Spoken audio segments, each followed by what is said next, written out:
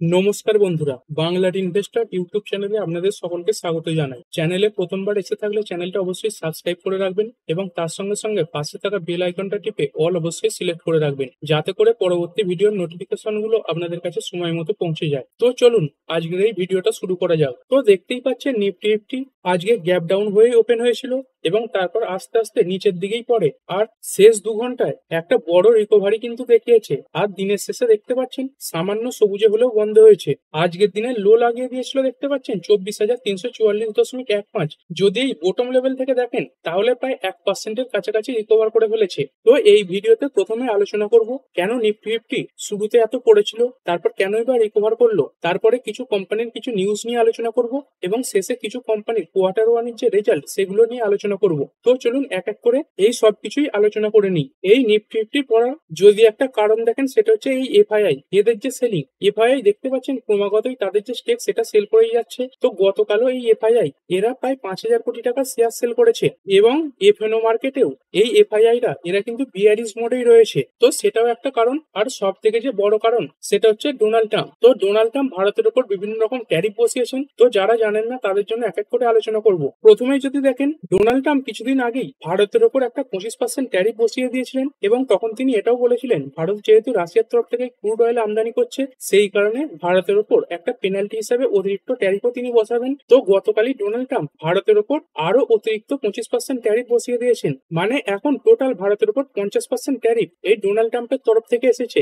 আর এটাই আজকে মার্কেট পড়ার সব থেকে বড় কারণ। এছাড়াও যদি দেখেন আরো কিছু ছোট ছোট কারণ রয়েছে। প্রথমে যদি দেখেন এই ডোনাল্ড ট্রাম্প তিনি কিন্তু বলেছেন ফার্মা সেক্টরের উপর এই যে ট্যারিফ সেটা কিন্তু তিনি ক্রমাগত বাড়াবেন এবং বাড়াতে বাড়াতে এই ট্যারিফ প্রায় 250% পর্যন্ত নিয়ে যাবেন। আর ইন্ডিয়ার বহু ফার্মা প্রোডাক্ট এই আমেরিকাতে রপ্তানি হয়ে থাকে এবং তার সঙ্গে সঙ্গে এই যে ফার্মা স্টক গুলো রয়েছে তারা কিন্তু একটা নিফটিতে বড় কন্ট্রিবিউট করে থাকে। তো ফার্মা স্টকের উপর প্রেসার পড়া মানে নিফটি 50-এর উপর প্রেসার পড়বে।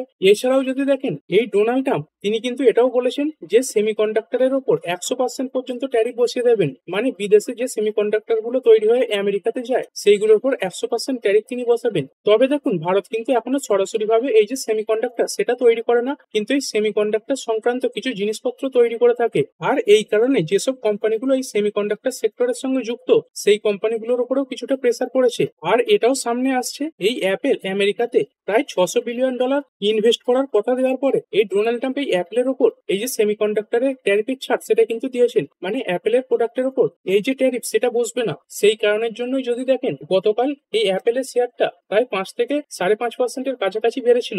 মানে ডোনাল্ড ট্রাম্পের ট্যারিফ এবং তার সঙ্গে সঙ্গে এফআইআই দের সেলিং এটাই কিন্তু আজকের মার্কেট পড়ার পেছনে সব থেকে বড় কারণ। তো মার্কেটের তারপর রিকভারি কেন এলো, এতটা নিচেও পড়ে দেখতে পাচ্ছেন সেখান থেকে 1%-এর কাছাকাছি রিকভার করে ফেলেছে এবং দিনের শেষে সবুজে বন্ধ হয়েছে। তো এর পেছনে অনেকগুলো কারণ রয়েছে। তো চলুন সেইগুলো এক এক করে দেখে নিই। প্রথমত যদি দেখেন আজকে এই নিফটির এক্সপায়ারি ছিল, তো সেই কারণে যে পজিশন সেইগুলো কিন্তু খালি করতে হয়েছে, যেই কারণে মার্কেট অনেকটা উপর দিকে বেড়েছে এবং দেখতেও পেয়েছেন শেষের দিকেই কিন্তু মার্কেট উপর দিকে বেড়েছে।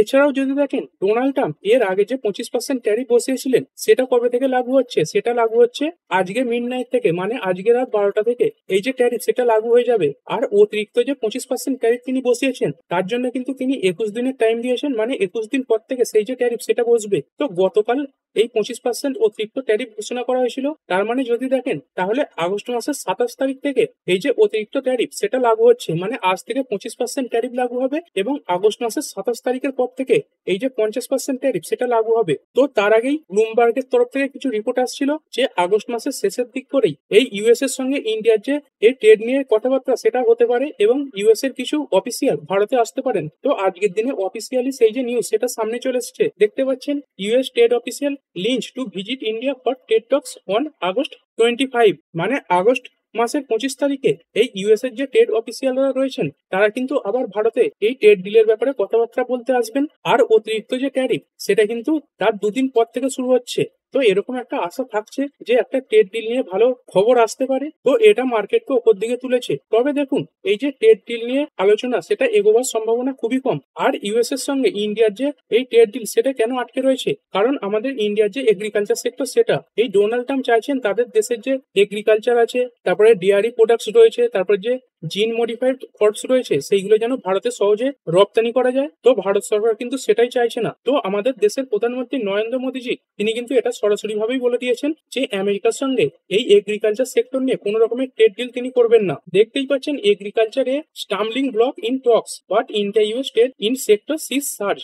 এইখানে দেখতে পাচ্ছেন India's Modi vows no compromise on farmers interest amid Trump's tariff. মানে ট্রাম্প যতই এই ট্যারিফ বাড়ান ভারত সরকার কিন্তু এই এগ্রিকালচার সেক্টর নিয়ে কোনো রকমের কম্প্রোমাইজই করবে না। তো এটাই নরেন্দ্র মোদীজির তরফ থেকে বক্তব্য এসেছে যে I am ready to pay the price. মানে এই ট্যারিফের কারণে এই ফার্মার বা এগ্রিকালচার সেক্টরের সঙ্গে কোনো রকম কম্প্রোমাইজ করা হবে না। মানে ইন্ডিয়া ইউএস এর মধ্যে এই যে ট্রেড ডিল সেটা হওয়ার সম্ভাবনা কিন্তু খুবই কম দেখা যাচ্ছে।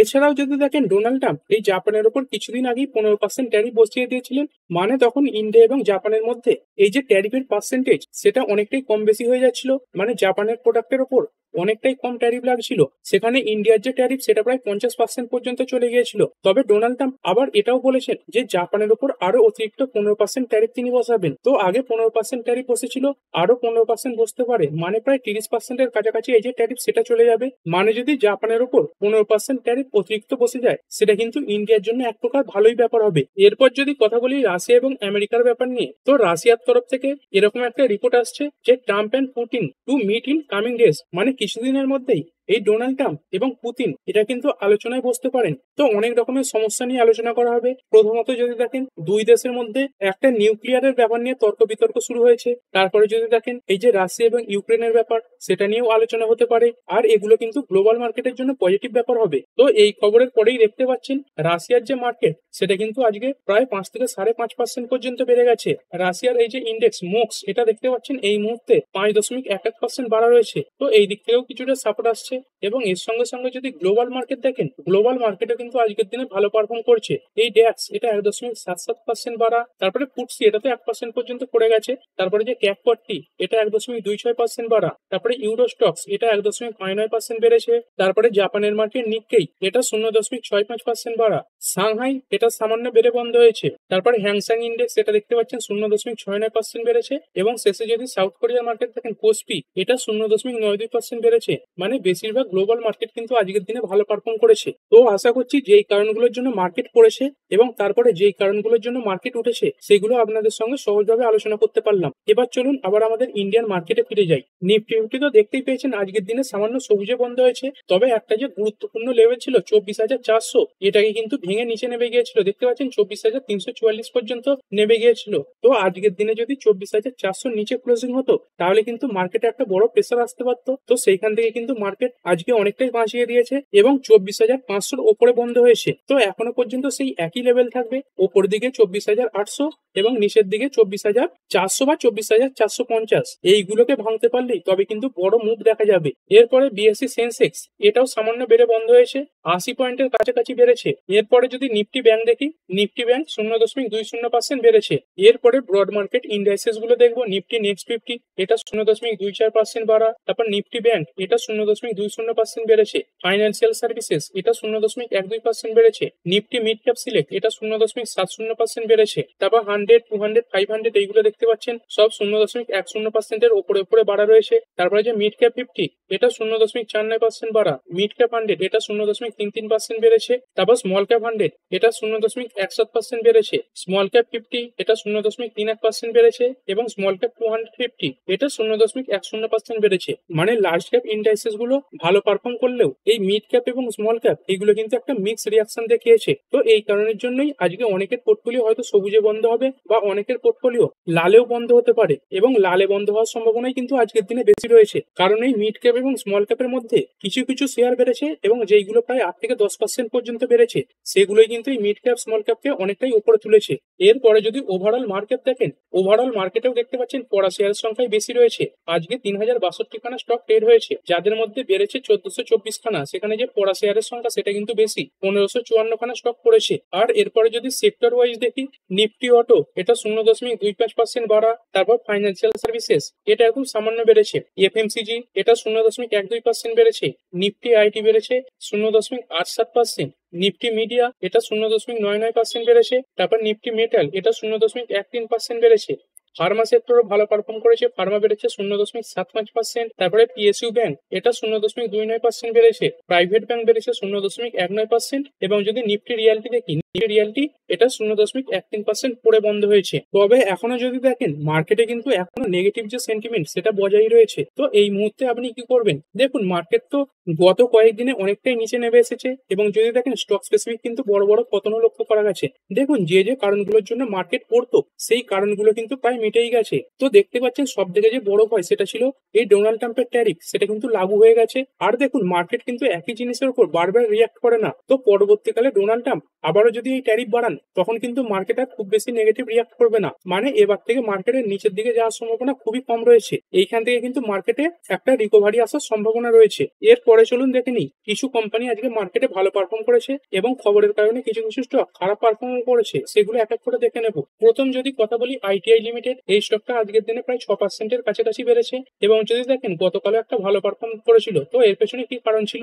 দেখতেই পাচ্ছেন এই কোম্পানিটা একটা AI powered road safety project শুরু করতে চলেছে। তো এই কারণেই স্টকটা গত দুদিনে ভালো পারফর্ম করেছে।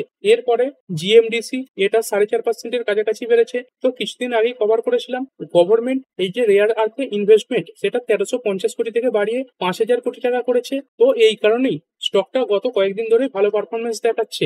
এর পরের company Bajaj holding and investment limited, এই স্টকটা আজকে দিনের শেষে 1.93% বেড়ে বন্ধ হয়েছে। তবে শুরুতে কিন্তু আরো অনেকটাই বাড়া ছিল। দেখতে পাচ্ছেন আজকের যে হাই এটাও লাগিয়েছিল 14,445। তো আজকের দিনে কোম্পানিটা কি কারণে বেড়েছে? কোম্পানিটা তার কোয়ার্টার ওয়ানের রেজাল্টের কারণেই বেড়েছে। তো চলুন কোম্পানির যে রেজাল্ট সেটা দেখে নিই। কোম্পানির সেলস দেখতে পাচ্ছেন এর আগের বছর সেম কোয়ার্টারে ছিল 134 কোটি, সেখান থেকে বেড়ে হয়েছে 325 কোটি। এর আগের কোয়ার্টারে কত ছিল? 145 কোটি, মানে প্রায় ডবলেরও বেশি এই যে সেলস সেটা বেড়ে গেছে। তারপরে অপারেটিং প্রফিটও দেখতে পাচ্ছেন এর আগের বছর সেম কোয়ার্টারে ছিল 73 কোটি, সেখান থেকে বেড়ে 284 কোটি, এর আগের কোয়ার্টারে ছিল 103 কোটি। এবং যদি নেট প্রফিট দেখেন, নেট প্রফিট কত?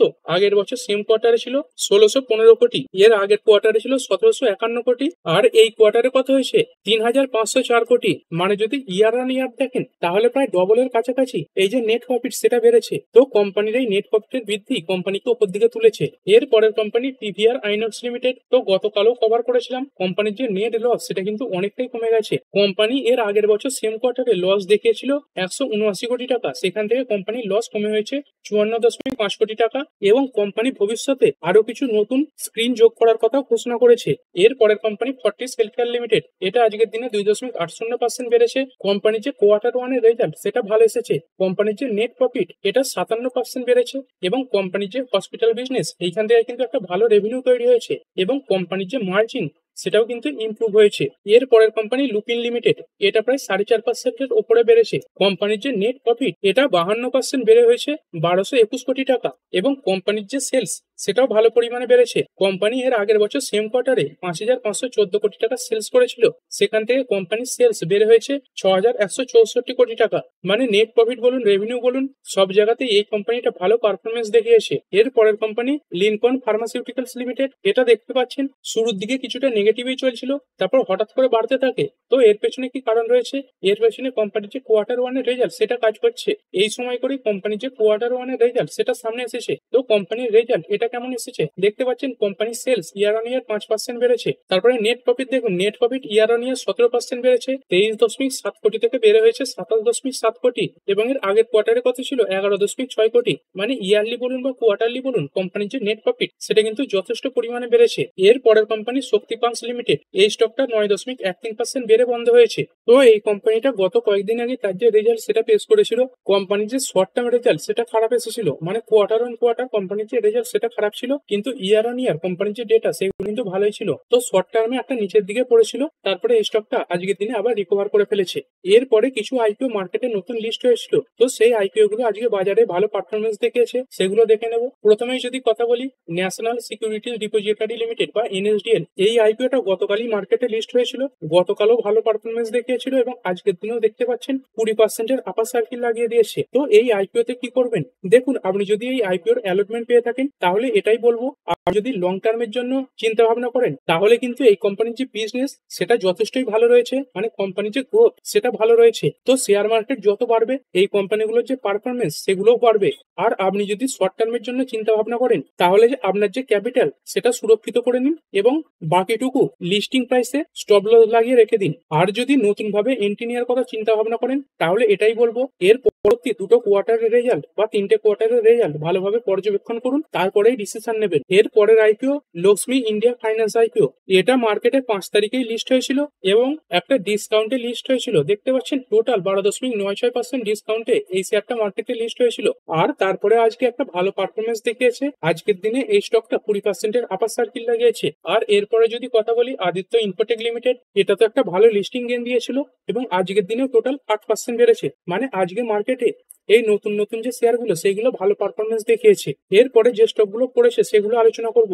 প্রথম যে কোম্পানি সেটা হচ্ছে জিএনএফসি, এটা প্রায় 7.5%-এর কাছাকাছি পড়ে বন্ধ হয়েছে। কোম্পানির যে রেজাল্ট এটা কিন্তু খুবই খারাপ এসেছে। দেখতে পাচ্ছেন কোম্পানির প্রতিটা ডেটা সেগুলো সব লালেই রয়েছে। সেলস 2021 কোটি থেকে পড়ে হয়েছে 1601 কোটি, কোয়ার্টারলিও কমেছে। তারপরে যে এবিটা, এটা 153 কোটি থেকে পড়ে হয়েছে 31 কোটি, এর আগের কোয়ার্টারে ছিল 240, এইখান থেকেও কম। তারপরে যে নেট প্রফিট 118 কোটি থেকে পড়ে হয়েছে 83 কোটি, আর এর আগের কোয়ার্টারে কোম্পানি নেট প্রফিট কত ছিল 211 কোটি। তো ওভারঅল এই কোম্পানির যে রেজাল্ট সেটা খুবই খারাপ এসেছে। এরপরে গডফ্রে ফিলিপস ইন্ডিয়া লিমিটেড, তো এই কোম্পানিটা তার কোয়ার্টার 1 রেজাল্ট পেশ করার পরে এবং বোনাস শেয়ার ইস্যু করার কথা ঘোষণা করার পরে ক্রমাগতই ভালো পারফরমেন্স দেখাচ্ছিল। তো দেখতেই পাচ্ছেন স্টকটা গত কয়েকদিনে খুবই ভালো পারফরমেন্স দেখিয়েছে। আর আজকের দিনে এই স্টকটাতে একটা ভালো পরিমাণে প্রফিট বুকিং এসেছে এবং দিনের শেষে প্রায় 8%-এর কাছাকাছি পড়ে বন্ধ হয়েছে। এর পরের company Bharat heavy electricals limited, তো গতকাল এই কোম্পানিটাকে কভার করেছিলাম। কোম্পানির যে রেজাল্ট সেটা যথেষ্টই খারাপ এসেছিল।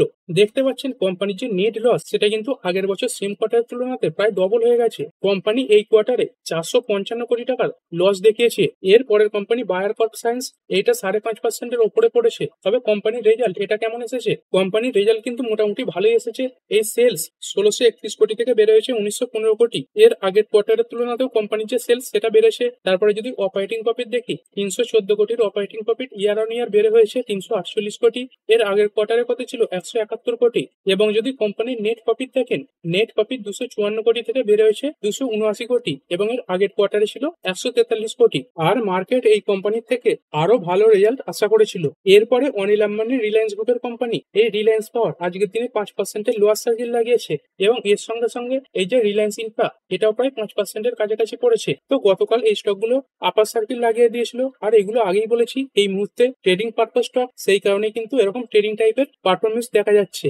এর পরের কোম্পানি সুলা ভাইনিয়ার্স লিমিটেড, এই স্টকটা আজকে 4%-এর কাছাকাছি পড়েছে কোম্পানির কোয়ার্টার 1 রেজাল্টের কারণে। কোম্পানির যে প্রতিটা ডেটা সেগুলো কিন্তু যথেষ্ট পরিমাণে খারাপ এসেছে।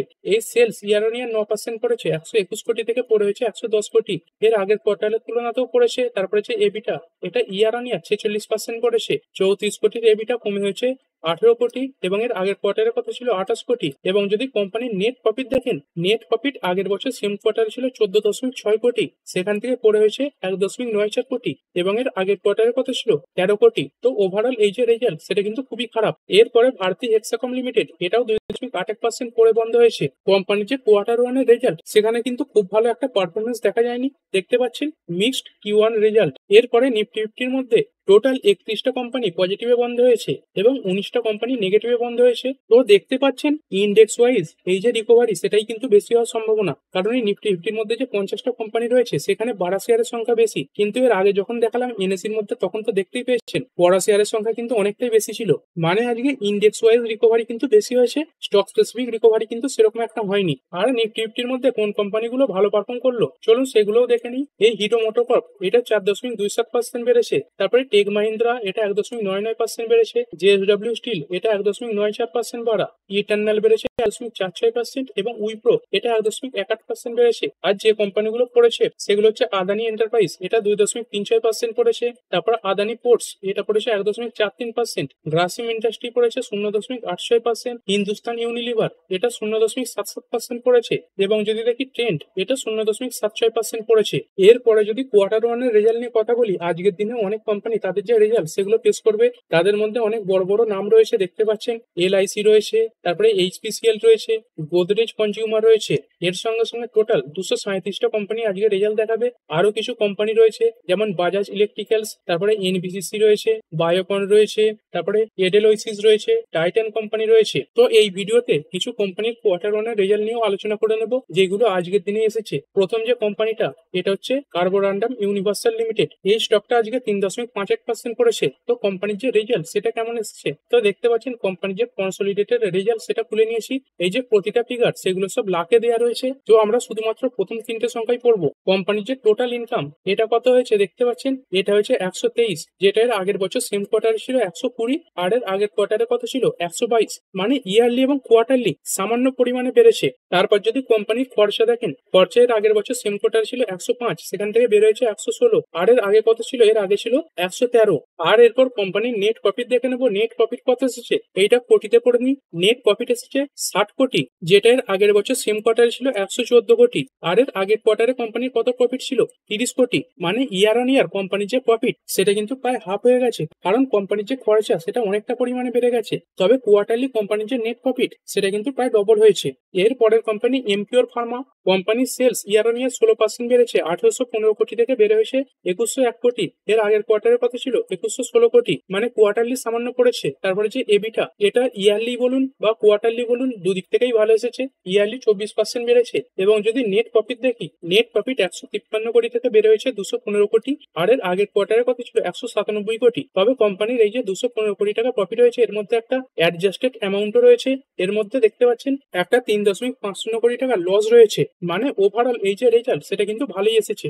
এর পরের কোম্পানি অতুল অটো লিমিটেড, কোম্পানির সেলস ইয়ার অন ইয়ার 13% বেড়েছে, 135 কোটি থেকে বেড়ে হয়েছে 153 কোটি, কিন্তু কোয়ার্টারলি কমেছে। তারপরে এবিটা, এটা 7.55 থেকে বেড়ে হয়েছে 10, এর আগের কোয়ার্টারের তুলনাতে কমেছে। তারপরে যে নেট প্রফিট, এটা অনেকটা পরিমাণে বেড়েছে, এটা ছিল 0.76 কোটি, সেখান থেকে বেড়ে হয়েছে 2.06 কোটি। কিন্তু যদি দেখেন কোয়ার্টারলি কিন্তু এটা প্রায় 3/1 হয়ে গেছে। মানে ইয়ারলি ডেটাগুলো ভালো এলেও কোয়ার্টারলি কিন্তু যথেষ্টই খারাপ। এরপরে এসি সেগমেন্টে কাজ করা কোম্পানি ব্লু স্টার লিমিটেড, কোম্পানির বেশিরভাগ ডেটাই খারাপ। কোম্পানির সেলস ইয়ার অন ইয়ার 4% বেড়েছে, 2865 কোটি থেকে বেড়ে হয়েছে 2982 কোটি। এর আগের কোয়ার্টারে কত ছিল 4019 কোটি। তারপরে যে এবিটা, এটা 17% পড়ে গেছে, 238 কোটি থেকে পড়ে হয়েছে 199 কোটি। এর আগের কোয়ার্টারে কত ছিল 279 কোটি। তারপরে যে কোম্পানির নেট প্রফিট, এটা আগের বছর সেম কোয়ার্টারে ছিল 169 কোটি, এর আগের কোয়ার্টারে কত ছিল 194 কোটি, আর এই কোয়ার্টারে কত হয়েছে 121 কোটি। মানে ইয়ারলিও পড়েছে এবং কোয়ার্টারলিও পড়েছে। আর এই কোম্পানি যখন রেজাল্ট দেখবেন তখন দেখবেন এই মার্চ কোয়ার্টার গুলোতে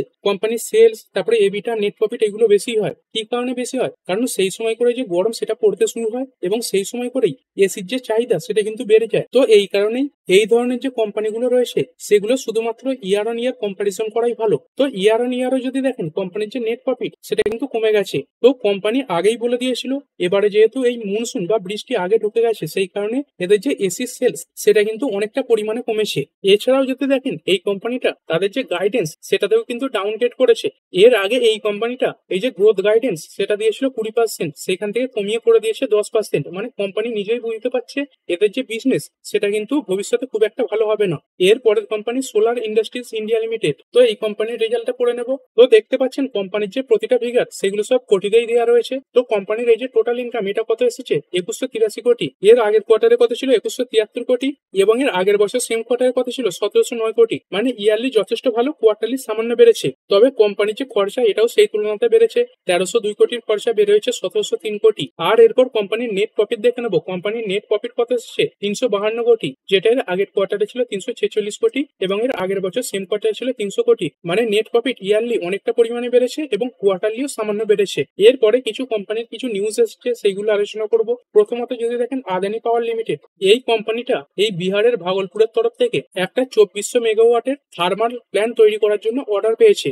এরপরে যদি কথা বলি ওয়ারে এনার্জিজ লিমিটেড, এই স্টকটাও কিছুটা ফোকাসে থাকবে, কারণ এই গ্রুপের সঙ্গে সম্পর্কিত একটা কোম্পানির ব্যাপারে কিছু নিউজ এসেছে, এবং কোম্পানিটা হচ্ছে এই ইন্দো সোলার লিমিটেড। তো স্টকটা দেখতে পাচ্ছেন বিগত কয়েকদিন ধরেই আপার সার্কিটে চলছে, এক মাসেও দেখতে পাচ্ছেন টোটাল আপার সার্কিট, তারপর 6 মাসেও আপার সার্কিটে লাগিয়েছে। তো এই কোম্পানি দুটোর ব্যাপারে কি খবর এসেছে সেটা বুঝতে গেলে তার আগে এই যে ইন্ডো সোলার লিমিটেড এই কোম্পানির যে শেয়ার হোল্ডিং প্যাটার্ন সেটা দেখে নিতে হবে। তো এই কোম্পানির যে শেয়ার হোল্ডিং প্যাটার্ন সেটা খুলে নেব। দেখতে পাচ্ছেন কোম্পানির যে শেয়ার হোল্ডিং প্যাটার্ন সেটা খুলে নিয়েছি। কোম্পানির প্রমোটারের কাছে দেখতে পাচ্ছেন 95% স্টেক রয়েছে, আর বাকি দেখতে পাচ্ছেন পাবলিকের কাছে মাত্র 4.94% স্টেক রয়েছে। আর বাকি কারোর কাছেই কিন্তু সেরকম কিছু স্টক নেই, এই এফআই এর কাছে সামান্য স্টক রয়েছে এবং ডিআইআই এদের কাছে 0.05% স্টেক রয়েছে। তো খবরটা কি আসছে? খবরটা আসছে দেখতে পাচ্ছেন এই যে ইন্দোসোলার এদের যে প্রমোটার ওয়ারে এনার্জিস এরা তাদের 3% স্টেক সেল করতে চলেছে ওএফএস এর মাধ্যমে। কারণ এই শেয়ার হোল্ডিং প্যাটার্ন নিয়ে কিছু নিয়ম থাকে, সেইগুলোকে মানতে হবে। তো এই শেয়ার সেল হবে আগস্ট মাসের 7 তারিখ এবং 8 তারিখের মধ্যে। আর এটা অবশ্যই ব্লক ডিলের মাধ্যমে হবে এবং অফার ফর সেলে হবে, মানে কিছুটা কম প্রাইসে হবে। তো দেখতে পাচ্ছেন এই যে ইন্দোসোলার লিমিটেড এই যে প্রমোটার এদের কাছে যে 95% স্টেক রয়েছে তার কিন্তু পুরোটাই এই ওয়ারে এনার্জিস এর কাছেই রয়েছে। দেখতে পাচ্ছেন এই যে প্রমোটারের লিস্ট এটা খুলে নিয়েছি, এইখানে দেখুন ওয়ারে এনার্জিস লিমিটেড এদের কাছেই সমস্ত স্টেক রয়েছে। মানে এই যে ওয়ারে এনার্জিস এই কোম্পানির কাছে এই স্টেক বিক্রি করে কিছু টাকা আসবে যেটা কোম্পানির জন্য ভালো, এবং তার সঙ্গে সঙ্গে এই যে ইন্দোসোলার লিমিটেড এদের যে প্রমোটারের হোল্ডিং সেটা প্রায় 3% পর্যন্ত কমবে। তো এইখানে দেখার থাকবে এই এফআইআই কিনছে না ডিআইআই কিনছে। তো স্টকটা তো দেখতে পেয়েছেন গত কয়েকদিনে খুবই ভালো পারফরমেন্স কিন্তু দেখিয়েছে এই যে ইন্দোসোলার লিমিটেড। এর পরের কোম্পানি ভারত ডাইনামিক্স লিমিটেড। তো দেখুন যে খবরটা এসেছে সেটা সরাসরি এই কোম্পানির সঙ্গে সম্পর্কিত নয়, কিন্তু এমন কিছু খবর এসেছে যেই খবরটার কারণে এই কোম্পানিটা উপকৃত হতে পারে। তো কি খবর এসেছে দেখতে পাচ্ছেন এই যে ফিলিপাইনের প্রেসিডেন্ট তিনি কিন্তু বলেছেন we are procuring more BrahMos can not stay out if Taiwan war break out. মানে ফিলিপাইন এই দেশটা বলছে তাদের আরো এই যে ব্রাহ্মোস মিসাইল সেটা লাগবে। তো এই যে বিডিএল বা ভারত ডাইনামিক্স লিমিটেড এই কোম্পানিটাও এই যে মিসাইল তৈরির সঙ্গে যুক্ত।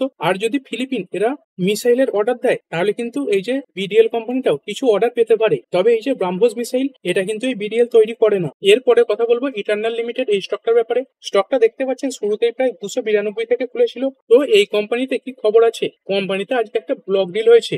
দেখতে পাচ্ছেন Eternal shares sees raise 5624 crore block deal as Antfin likely exit holding. মানে এখনো পর্যন্ত এটা রিপোর্টের মাধ্যমে এসেছে এই যে অ্যান্ডফিন এই যে ইনভেস্টরটা রয়েছে এরা কিন্তু এই ইটার্নালে 5624 কোটি টাকায় তাদের কিছু শেয়ার বিক্রি করতে চলেছে। আর আজকে কিন্তু এই যে ব্লক ডিল সেটা কমপ্লিট হয়ে গেছে, কিন্তু এখনো যে নাম সেটা অফিসিয়ালি সামনে আসেনি। আর রিপোর্টের মাধ্যমে এটাই সামনে আসছে এই ইটার্নালের প্রায় 9.2 কোটি শেয়ার, যেটা কোম্পানির টোটাল 1.99% স্টেক, সেটা আজকে ব্লক ডিলের মাধ্যমে হাত বদল হয়েছে এবং যার টোটাল প্রাইস 5624 কোটি টাকা।